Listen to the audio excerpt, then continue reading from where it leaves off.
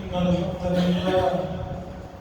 الحمد لله نحمده ونستعينه ونستغفره ونؤمن به ونتوكل عليه ونعوذ بالله من شرور أنفسنا ومن سيئات أعمالنا من يهده الله فلا مضل له ومن يضلله فلا هادي له ونشهد أن لا إله إلا الله وحده لا شريك له ونشهد أن سيدنا ونبينا ومولانا محمدا عبده ورسوله أرسله الله تعالى إلى كافة الناس بشيرا ونذيرا أما بعد فإن أصدق الحديث كتاب الله وخير الهدي هدي محمد صلى الله عليه وسلم وشر الأمور محدثاتها وكل محدثة بدعة وكل بدعة ضلالة وكل ضلالة في النار. قال الله تبارك وتعالى في القرآن المجيد والفرقان الحميد ومنهم من يقول ربنا آتنا في الدنيا حسنة وفي الآخرة حسنة وقنا عذاب النار.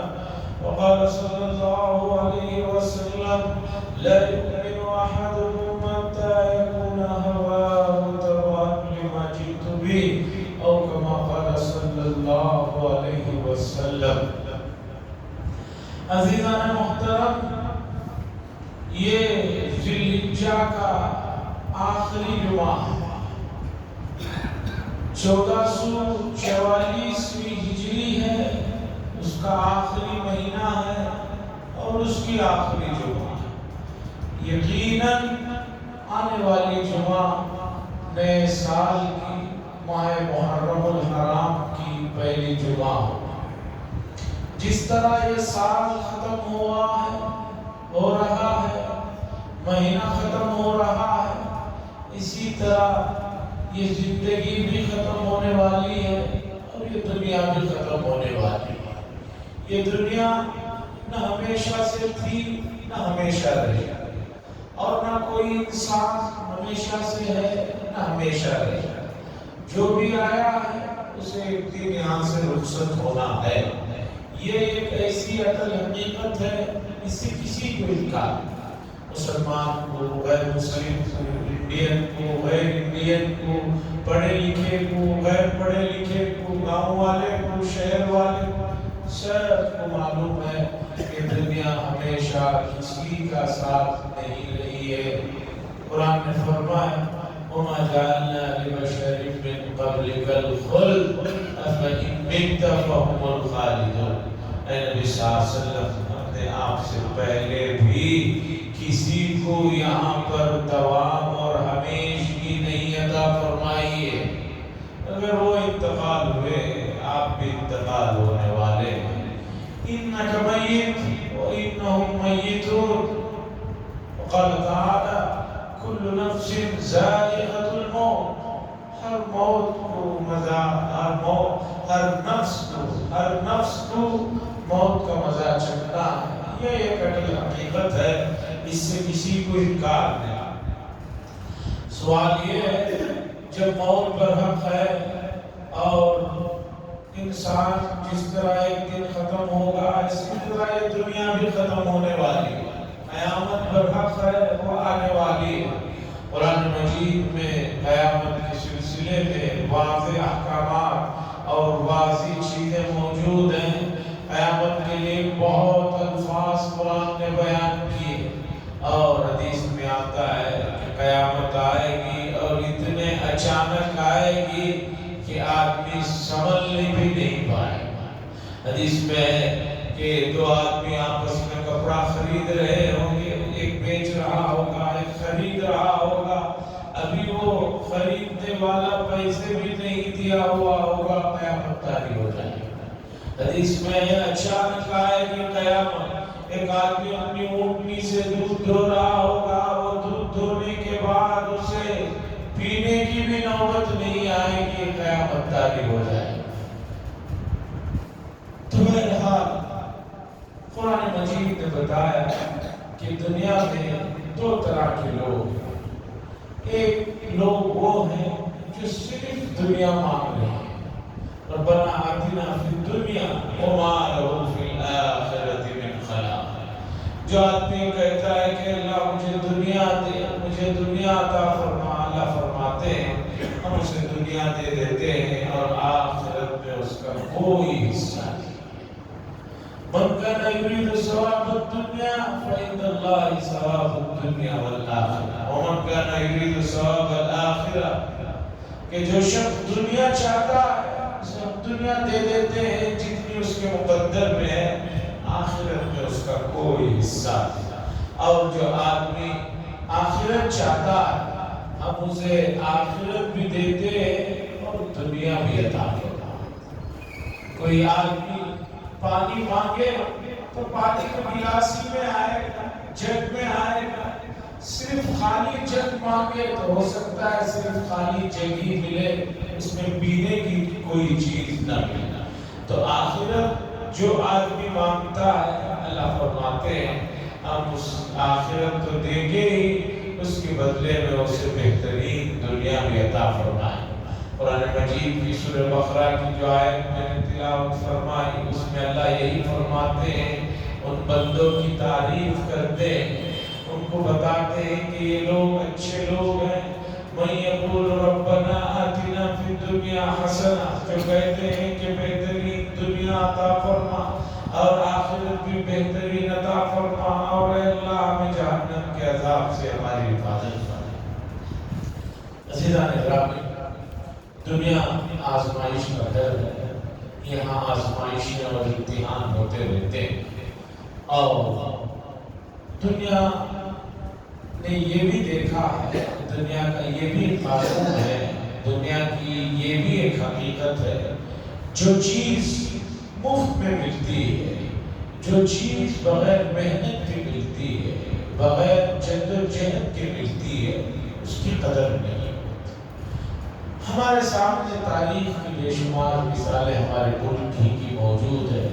بہت سے بادشاہوں کی اولاد شہزادوں کو ان کے باپ دادا کی سلطنت بغیر محنت کی، بغیر جد و جہد کے، بغیر کسی پریشانی کی ملی، انہوں نے اسے قدر نہیں کی۔ چند دنوں میں انہوں نے اتنی بڑی سلطنتیں اور اتنی بڑی جائیداد ختم کر دی اور کٹورا لے کر بھیک مانگتے ہوئے پھر رہے تھے۔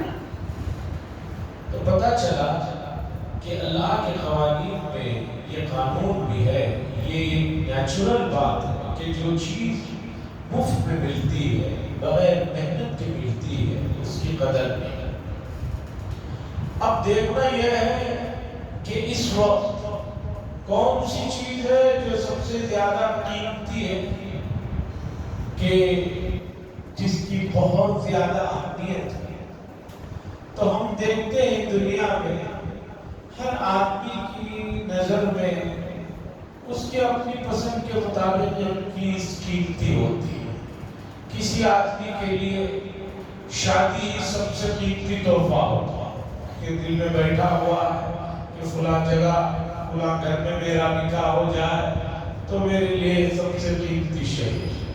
کسی آدمی کے لیے ایک گھر بڑی قیمتی شے ہے، کسی کے لیے گاڑی ہے، کسی کے لیے ملازمت۔ یہ سب چیزیں بھی قیمتی ہیں، ایسا نہیں کہ ان کی کوئی قیمت نہیں، یہ بھی قیمتی ہیں، لیکن سب سے قیمتی شے کیا ہے؟ یہ سوال کرنے کا ہے۔ اب یہ سوال ہم امت مسلمہ سے کرنا ہے کہ بھئی بحیثیت امتی ہونے کے، بحیثیت رسول اللہ صلی اللہ علیہ وسلم کے امتی ہونے کے اور اللہ کے بندے لا الہ الا اللہ پڑھنے کی وجہ سے جو ایک خاص آپ کو مقام ملا ہے، آپ کی نظروں میں سب سے قیمتی چیز کیا ہے؟ اگر ایک امتی بھی یہ کہے کہ میری نظر میں سب سے قیمتی چیز یہ گاڑی ہے، بنگلہ ہے، دوسری چیزیں ہیں، میں سمجھتا ہوں کہ اس آدمی نے بہت بڑی نادانی کا ثبوت دیا ہے۔ سب سے قیمتی چیز ہے آپ کا ایمان۔ آپ کے ایمان سے بڑھ کر کوئی شے قیمتی نہیں ہے۔ آپ کے لیے رسول اللہ صلی اللہ علیہ وسلم کا امتی ہونا اور ان کے اسوے پر زندگی گزارنا، اس سے بڑھ کر کوئی قیمتی شے نہیں ہے۔ کیوں؟ اس لیے کہ نبی اکرم صلی اللہ علیہ وسلم نے ارشاد فرمایا، مشکات میں حدیث موجود ہے کہ اگر یہ دنیا اور اس دنیا میں پائے جانے والی تمام چیزوں کی قیمت اللہ کے نزدیک ایک مچھر کے پر کے برابر بھی ہوتی ہے، مچھر اس کی کوئی ویلیو نہیں ہے، بلکہ اس سے سب کو نفرت ہے۔ ایسا تو کہیں آپ نے نہیں سنا ہوگا کوئی آدمی جو ہے جیسے بلی پال رہا ہے اس طرح کوئی مچھر پال رہا ہے، اس کی دیکھ بھال کر رہا ہے، بلکہ مچھر کو مارنے کے لیے نئے نئے دوائیاں بنائی جاتی رہتی ہیں، نئے نئے چیزیں آ گئی ہیں۔ اب تو جو ہے بجلی سے چلنے والی ایک مخصوص قسم کی بیٹ بھی آ گئی ہے کہ جو ہے ان کو جو ہے اس سے مارا جاتا ہے۔ یہ تو کوئی پسندیدہ چیز نہیں ہے۔ اللہ کے نبی فرماتے ہیں اگر مچھر کے پر کے برابر بھی اس دنیا اور اس دنیا میں پائے جانے والی چیزوں کی قیمت اللہ کے یہاں ہوتی تو اللہ تبارک و تعالیٰ اسے نہ ماننے والوں کو ایک گھونٹ پانی بھی نہ دیتے۔ اب جب نہ ماننے والوں کو پانی بھی مل رہا ہے، جوس بھی مل رہا ہے، بہترین کھانا بھی مل رہا ہے، گاڑی بھی مل رہی ہے، بنگلہ بھی مل رہی ہے، تو بات صاف ہے کہ اللہ کی نظروں میں اس کی کوئی حیثیت نہیں ہے، کوئی قیمت نہیں۔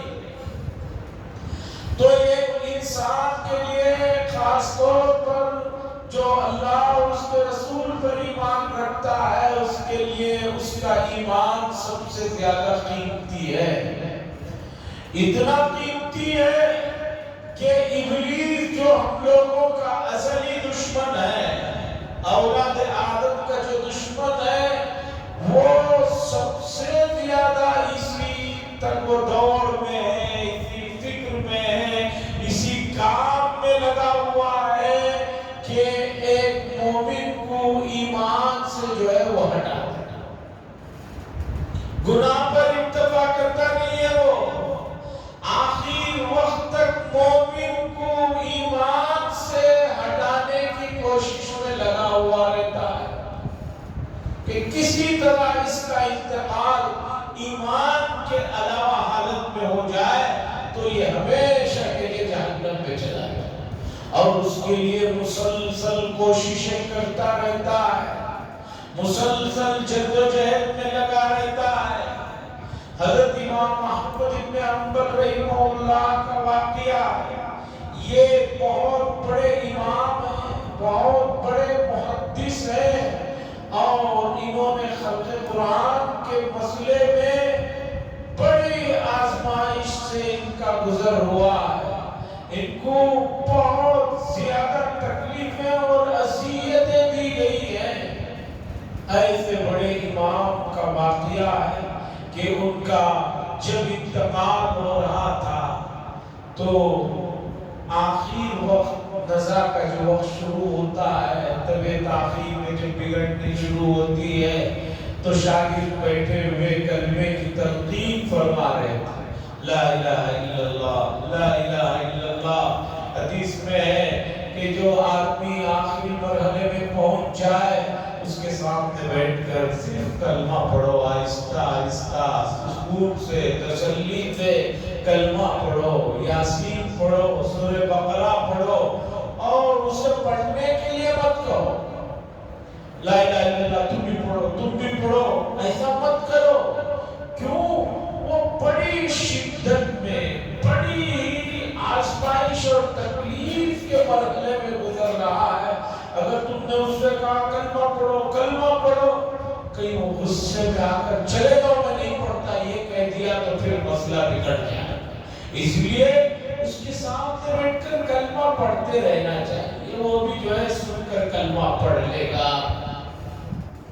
इमाम अहमद इब्न हंबल का वाक़या है, उनके सामने बैठकर शागिर्दों ने कलमे की तलकीन शुरू की, ला इलाहा इल्लल्लाह। इमाम साहब ला ला कहने लगे, ला का मतलब नहीं नहीं। शागिर्द परेशान हो गए कि हम तो कलमा पढ़ रहे हैं, हजरत नहीं नहीं की रट लगा रहे हैं, मना कर रहे हैं। फिर थोड़ी देर बाद जब हजरत को होश आया, इमाम साहब को होश आया, शागिर्दों ने पूछा हम तो कलमा पढ़ रहे थे, कलमे की तलकीन कर रहे थे, आप लाला कह रहे थे, क्या बात है? हजरत ने फरमाया मैं कलमे का इनकार नहीं कर रहा था, कलमे को मना नहीं कर रहा था, बल्कि जब तुम लोग कलमा पढ़ रहे थे, तलकीन कर रहे थे, उसी वक्त इब्लीस मेरे करीब में आया और कह रहा था अहमद तुम तो मेरे चुंगल से बचकर जा रहे हो, तुम तो मेरे चुंगल से निकल गए हो। मैं उसे कह रहा था नहीं नहीं अभी नहीं, इसलिए कि जब तक ईमान पर खात्मा ना हो जाए कैसे तेरे चुंगल से बच सकते। मैं उसे मना कर रहा था, कलमे को मना नहीं कर रहा। आखिर वक्त तक भी जो है मायूस नहीं होता है शैतान। ये ईमान की जो दौलत है ये बड़ी कीमती चीज है। अब इस कीमती चीज की हिफाजत और जिम्मेदारी हर मोमिन की जिम्मेदारी है। हर आदमी को अपने ईमान की हिफाजत करना है। और मैंने बताया कि दुनिया का एक उसूल है कि जो चीज मुफ्त में मिलती है उसकी कदर और कीमत नहीं होती। ईमान की अजीम दौलत मुफ्त हाथ आई है, इसलिए उम्मत को इस दौलत की, इसकी हिफाजत की, इसके बका की कोई फिक्र नहीं है। हजरत सहाबा का दौर उठाइए कि इस कलमे की हिफाजत के लिए, अपने दीन की हिफाजत के लिए इन लोगों ने जो सख्तियां बर्दाश्त की है, जो जुल्म सितम इन पर तोड़ा गया है, तारीख के उन वाक़यात को पढ़ेंगे तो आपके रोंगटे खड़े हो जाएंगे। मक्का मुकर्रमा बड़ा पथरीला इलाका है, आज भी सबसे ज्यादा सुरंग और पहाड़ों का इलाका कहलाता है। मैं कहता हूँ जो हजरात 1960, 65, 70 तक भी हज किए हैं उनसे जरा पूछिए मक्का मुकर्रमा में हज करके आना, तवाफ करना कैसा मरहला था। 1965, 70 तक भी आलम यह था कि इस वक्त जो मताफ में संगमरमर बिछा हुआ है, जहाँ कोई पैर गर्म नहीं होता है, पैर हमेशा उस पत्थर पर ठंडा ही रहता है। और छिड़कने को ज़मज़म का पानी वो भी ठंडा कूलर वाला जो है रखा हुआ है। मस्जिद हराम के अक्सर इलाके में एसी का सिस्टम बना दिया गया है। ऐसे में भी हाजी गर्मियों में हज करके आते हैं तो उनके अवसान नीचे ऊपर हो जाते हैं, उनका वजन कमोबेश हो जाता है, तबीयत नहीं सुधरती है। और सोचिए 1450 साल पहले उस रेगिस्तान में क्या आलम रहा होगा।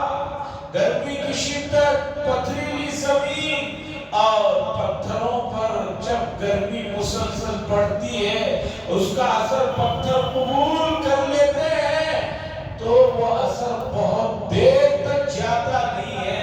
हज़रत बिलाल हबशी रज़ियल्लाहु ताला अन्हु को लिटाया जाता था और नंगा लिटाया जाता था पथरीली जमीन पर और ऊपर से मोटे मोटे गरम गरम चपड़ियां पत्थर रख दिए जाते थे और घसीटा जाता था। किस लिए घसीटा जाता था? क्या वो बहुत बड़े मालदार थे या उनके पास कोई बिजनेस था या कोई टेक्नोलॉजी थी? नहीं, सिर्फ ईमान को छुड़वा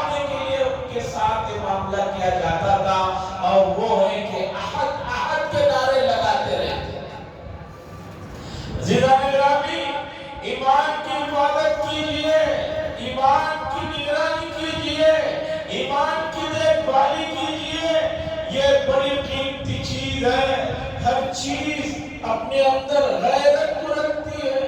ہم جیسے لوگ جو کوئی بڑے مقام و مرتبے حیثیت کے نہیں ہیں، ہمارے اندر بھی ایسی غیرت ہے. کوئی ہمیں توجہ نہ دے تو ہم بھی اس پر توجہ نہیں دیتے.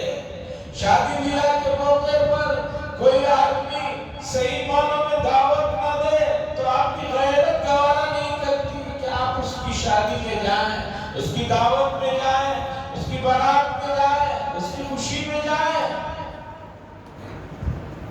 ایمان جو بہت بڑی دولت ہے وہ آپ کو مفت میں ملی ہے اور آپ کو اس کی بقا اور اس کی حفاظت کی کوئی فکر نہیں ہے. عزیزان گرامی، ایمان بڑی عظیم دولت ہے. اتنی بڑی دولت ہے کہ اگر اس کے ساتھ کسی کا خاتمہ ہو گیا تو وہ دنیا کا سب سے مالدار آدمی ہے، سب سے کامیاب آدمی ہے. اور اگر کوئی آدمی ایمان پر اس کا خاتمہ نہ ہو، اس سے بڑا بدنصیب کوئی نہیں ہے. ڈاکٹر اقبال صاحب کا ایک شعر ہے عشق تاتار کے افسانے سے پاسباں مل گئے کعبے کو صنم خانے سے. یہ ایک شعر ہے، ایک پوری تاریخ اس کے اندر ہے. واقعہ یہ ہے 7ویں ہجری کا معاملہ ہے کہ امت مسلمہ پوری دنیا میں شاندار حکومتیں، شاندار دولتیں، روب دبدبہ ملا. اور آدمی کے پاس جب ساری چیزیں جمع ہونا شروع ہو جاتی ہیں تو پھر آدمی نافرمانیوں میں، مستیوں میں، گناہوں میں پڑ جاتا ہے. ایسے ہی ہوا کہ اتنی ساری چیزیں جب آ گئی تو اب امت میں زوال آنا شروع ہو گیا. سستی ان کے اندر آ گئی، کائلی ان کے اندر آ گئی، نمازوں کو چھوڑنے کا سلسلہ شروع ہو گیا. اور اس کے بعد جو عیش و مستی کا انہیں چسکا لگا، انہوں نے ظلم و ستم شروع کر دیا، جس کے نتیجے میں رعایا تلملا اٹھی، بلبلا اٹھی. اور اللہ کا یہ قانون ہے کہ ظالم کو جو ہے کبھی چھوڑا نہیں جاتا. ظالم حکومتیں رہتی نہیں ہیں. اس کے بعد اٹھا ایک طبقہ، تاتار کے نام سے ایک طبقہ اٹھا، جس میں چنگیز خان ہے، علاقو خان ہے اور لوگ اٹھے اور انہوں نے پوری امت مسلمہ کو تہس نہس کر دیا. عراق جو اس وقت دارالسلطنت تھا، اینٹ سے اینٹ بجا دی. تاریخ کا کہنا ہے کہ تاتاری جب داخل ہوئے عراق میں تقریباً 16 لاکھ سے زیادہ لوگوں کو انہوں نے قتل کر دیا. دریا پر انہیں پل بنانا پڑا تو لاشوں کے ذریعے سے جو ہے انہوں نے پل بنا دیا. اتنا انہوں نے تہس نہس کیا. اس کے بعد ان کا دور حکومت شروع ہوا. بڑے ہی ظالم تھے، بہت شفاق قسم کے لوگ تھے. اس زمانے کا واقعہ ہے. میں ایمان کی حقیقت بتانے کے لیے یہ واقعہ سنا رہا ہوں. اس زمانے کا واقعہ ہے کہ تاتاریوں کا جو فرمانروا اور بادشاہ تھا وہ جنگل میں شکار کے لیے اپنے سپاہیوں کے ساتھ جنگل میں گیا ہوا تھا. وہاں پر ایک اللہ والے بھی جنگل میں مل جاتے ہیں. سپاہی ان اللہ والوں کو پکڑ کر بادشاہ کے پاس لے کر آتے ہیں. وہ جو تاتاریوں کا اس وقت فرمانروا تھا، بادشاہ تھا، اسے لے کر آتے. ان کے پاس اس اللہ والے کو لے کر آتے. بادشاہ حفاظت بہت ہی نیچی جو نظر ہوتی ہے اس حساب سے اپنے کتے کی طرف اشارہ کر کے ان اللہ والوں سے پوچھا کہ مجھے بتاؤ تم بہتر ہو یا میرا ایک کتا بہتر ہے؟ اللہ والے تھے وہ غصے میں نہیں آئے، انہوں نے ایسا جواب دیا اور اس انداز سے جواب دیا کہ بس سمجھیے کہ کایا پلٹ گئی۔ انہوں نے اس بادشاہ سے کہا کہ اگر میں کلمہ لا الہ الا اللہ پر جو ایمان رکھتا ہوں اسی ایمان پر اگر میرا انتقال ہو جائے تو میں اس کتے سے لاکھ درجے بہتر ہوں، اور اگر میرا انتقال کلمے پر نہ ہو، لا الہ الا اللہ کے بغیر میرا انتقال ہو جائے تو یہ تمہارا کتا مجھ سے لاکھ درجے بہتر ہے۔ بادشاہ نے جب جواب سنا حیران ہو گیا، کہنے لگا کہ بھئی وہ کیا کلمہ ہے کہ جس کے کہتے ہوئے آدمی دنیا سے چلے جائے تو اس سے بہت بہتر ہے، نہیں تو اس سے بھی بدتر ہے۔ ہم تو یہی سمجھتے تھے یہ جانور سب سے بدتر ہے، لیکن تم بتا رہے ہو کہ بغیر کلمے کے بغیر ایمان کے مرنے والا وہ اس سے بھی جو ہے بدتر ہے۔ انہوں نے جو ہے کلمے کو بتایا کہ لا الہ الا اللہ جسے پڑھ کر آدمی ایمان میں داخل ہوتا ہے، اس کلمے کے ساتھ دنیا سے چلے جائے، ایمان کے ساتھ رخصت ہو جائے تو ان تمام سے ہم افضل ہیں، نہیں تو ہم ان تمام سے جو ہے بدتر ہیں۔ قرآن نے کہا دو جگہ پر کہا ان شر الدواب عند اللہ الذین کفروا فهم لا یؤمنون، چوپاوں میں زمین پر چلنے والے جانوروں میں بدترین جانور کون ہے جانتے ہو؟ ہم جو ہے کبھی کتے کو کبھی کسی اور جانور کا نام لیتے ہیں۔ قرآن نے کہا ان شر الدواب عند اللہ الذین کفروا فهم لا یؤمنون، بدترین زمین پر چلنے والی مخلوق وہ ہے جو ایمان نہ لائے، اللہ کا انکار کر کے چلے جائے، یعنی ایمان کے بغیر جو زندگی گزر رہی ہے وہ بدترین وہی جانور ہے۔ بادشاہ نے وہ بات سنی تو پوچھا وہ کلمہ کیا ہے؟ انہوں نے کلمے کو بتایا لا الہ الا اللہ۔ فوراً بادشاہ کو بات اثر کر گئی، وہ بھی ایمان لاتا ہے اور بادشاہ کے ساتھ اس کی رعایا بھی ایمان لاتی ہے۔ اس طرح جو کل تک پورے امت مسلمہ کا جو ہے سوال کا ذریعہ اور سبب بنے تھے، آج وہی لوگ امت مسلمہ کی طاقت بن جاتی ہے۔ اس چیز کو ڈاکٹر اقبال صاحب نے فرمایا اے آیو عشق تاتار کے افسانے سے پاسبا مل گئے کعبے کو صنم خانے سے۔ حضرات ایمان بڑا بہت ہی بڑا تحفہ ہے، بہت بڑی نعمت ہے، اور اتنی بڑی نعمت اسے سنبھالنے کی بڑی ضرورت ہے۔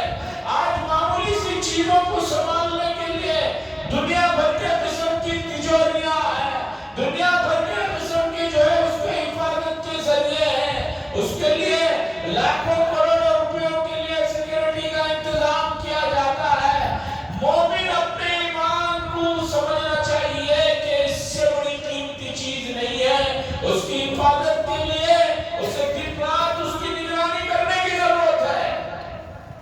اور شیاطین اپنی پوری طاقت اور قوت کے ذریعے سے اسلام کو اور ایمان کو چھیننے کے لیے جو کچھ کر سکتے ہیں وہ کر رہے ہیں۔ یہ ازل سے دشمنی ہے اور ابد تک رہے گی۔ ایسا نہیں ہوگا کہ کوئی آدمی آپ سے ایمان چھیننے کی فکر کرنا چھوڑ دے۔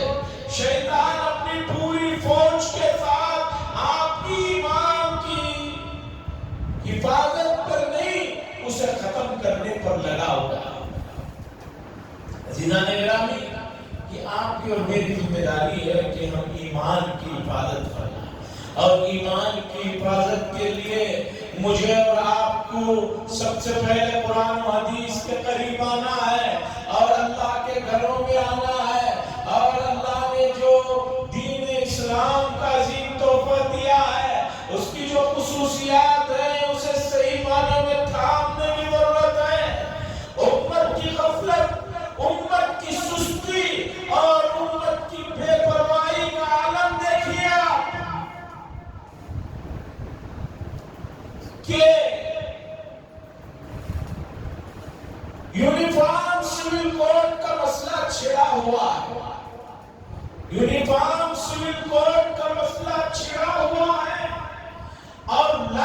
کمیشن نے لوگوں سے مشورہ طلب کیا ہے کہ بھئی آپ کی کیا رائے ہے، ملک میں ایک سا سول کوڈ ہونا چاہیے یا نہیں ہونا چاہیے، اور امت مسلمہ کو جو کچھ اختیارات مسلم پرسنل لا سے ملے ہوئے ہیں، دستور کے مطابق ملے ہوئے ہیں، ملک کی آزادی سے پہلے انگریزوں کے زمانے میں بھی یہ جو ہے اختیارات تھے، کوئی بہت زیادہ نہیں، مخصوص جو بنیادی مسائل میں جو اختیارات ملے ہوئے تھے اسے بھی ختم کرنے کے سلسلے میں کام شروع ہو چکا ہے۔ لا کمیشن نے مشورہ مانگا، امت مسلمہ کی سستی اور ان کی دین سے دوری کا عالم دیکھیے کہ تقریباً 15 دن سے بلکہ اس سے پہلے سے بحث چل رہی ہے اور جگہ جگہ اس پر جو ہے مکالمے ہو رہے ہیں، ڈائلاگ ہو رہا ہے، ڈیبیٹس ہو رہے ہیں، اخبارات بڑے بڑے، مسلم پرسنل لا بورڈ، جمعیت علماء ہند، اسی طرح دوسری تمام بڑی جماعتوں نے امت مسلمہ کو یہ مسئلے کو سمجھانے کے لیے ایک بہت آسان طریقے پر ایک آپ بنایا QR کوڈ، اسے جو ہے آپ صرف جو اسکرین شاٹ لینا ہے اور اس میں 9 دبا کے بٹن بھیج دینا ہے، جس سے ڈائریکٹ وہاں یہ بات پہنچ جاتی ہے لا کمیشن کو کہ بھئی ان کو یہ قبول نہیں۔ آپ کو معلوم ہونا چاہیے آج سے 2 دن پہلے تک امت مسلمہ جو اس ملک میں 25 سے 30 کروڑ کم از کم سرکاری رپورٹ کے مطابق ہے، صرف 17 لاکھ لوگوں نے جو ہے بھیجا ہے۔ ایک بیہودہ 10-20 منٹ کا ویڈیو وائرل ہو جائے، صرف 1 گھنٹے کے اندر ملین لوگ اسے دیکھتے ہیں اور اسے جو ہے آگے بڑھاتے رہتے ہیں۔ اتنی بڑی پبلک، یہ 1 منٹ کا کام، اور اب تک جو ہے صرف 17 لاکھ لوگوں نے جو ہے وہاں تک وہ بات پہنچائی ہے۔ 13 تاریخ اس کی آخری ڈیٹ تھی، ایک تاریخ اور آگے بڑھا دی گئی ہے۔ سستی اور غفلت اور دین کے سلسلے سے بے پرواہی کا عالم یہ ہے کہ کل بھی مجھے ایک صاحب ملے جو کافی پڑھے لکھے ہر وقت فون پہ رہتے ہیں، میں نے ان کو یہ بات کہی کہ بھی آپ نے کام کر دیا، وہ کہنے لگے مجھے معلوم نہیں ہے۔ میں نے فوراً پوچھا کہ عید کی نماز کے بعد پھر کب گئے تھے آپ مسجد، بتائیے تاکہ مسئلہ تو آپ کو سمجھا سکتا ہے۔ وہ ایک دم کہنے لگے بقرعید ہو کر تو 15 دن ہو۔ میں نے کہا یہی پوچھنا چاہتا ہوں عید الاضحیٰ کی نماز کے بعد پھر کب گئے تھے آپ مسجد؟ وہ کہنے لگے جمعہ آئی تھی نا جمعہ۔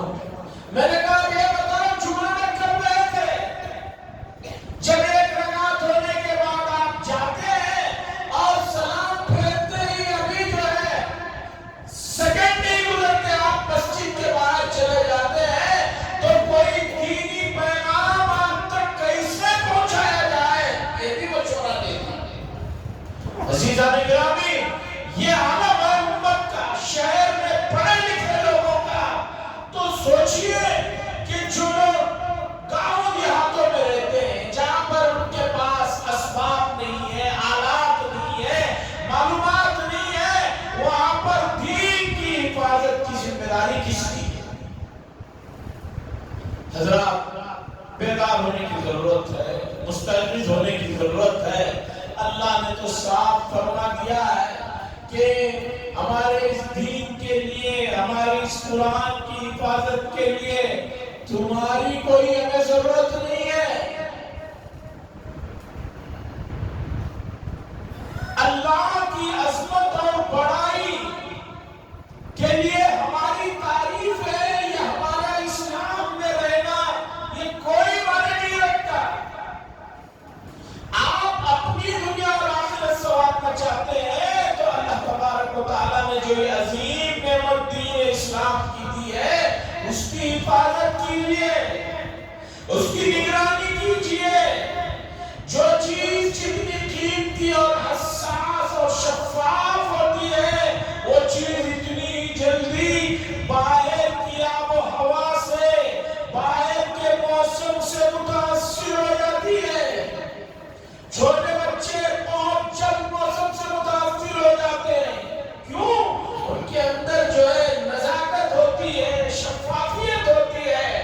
تو اسلام اور یہ جو دین ہے یہ بہت قیمتی شے ہے، یہ متاثر ہو جائے گا اگر آپ نے اس کی صحیح نگرانی نہیں کی۔ صحیح نگرانی کے لیے آپ کو سب سے پہلے قرآن و حدیث کے قریب ہونا ہوگا، اسے پڑھنا ہوگا، اسے سمجھنا ہوگا، اور اس کے لیے اللہ کے جو گھر ہے اسے آباد کرنا ہوگا۔ اس کے بغیر اس دولت کی نگرانی اور حفاظت بہت مشکل ہے۔ اللہ سے دعا فرمائے اللہ اس مسئلے کو سمجھنے کی اور اس کے تقاضوں پر عمل کرنے کی توفیق نصیب فرمائے۔ وآخر دعوانا الحمدللہ۔